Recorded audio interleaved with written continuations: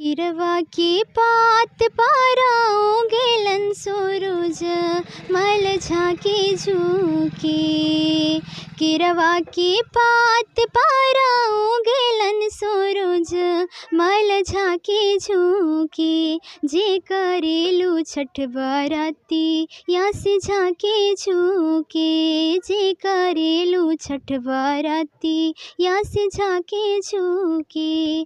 हम तो से पूछी बरतिया ये बरती यास केकरा लागी।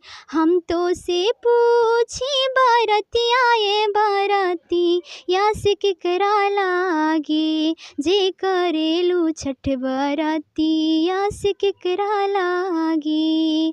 हमरो जी स्वामी कवना ऐसन स्वामी से उनके लागी।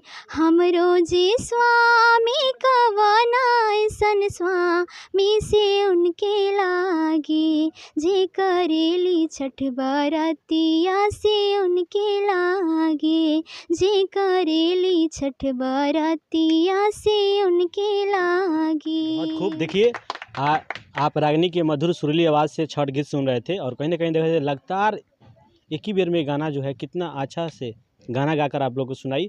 और भी हमारे साथ बने रहेगा और भी गाना सुनते हैं। और क्या कुछ सुनाइएगा?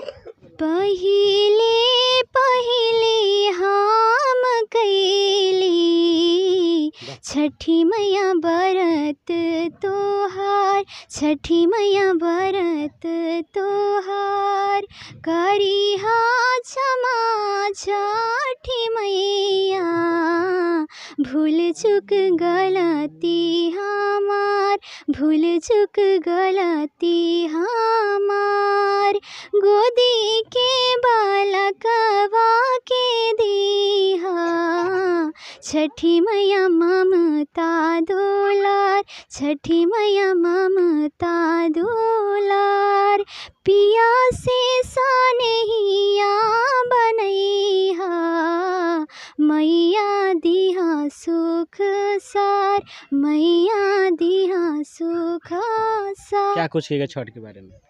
छठ हमारे यूपी बिहार का महापर्व है। हमारे बिहार में सभी धूमधाम से मनाते हैं इस महापर्व को।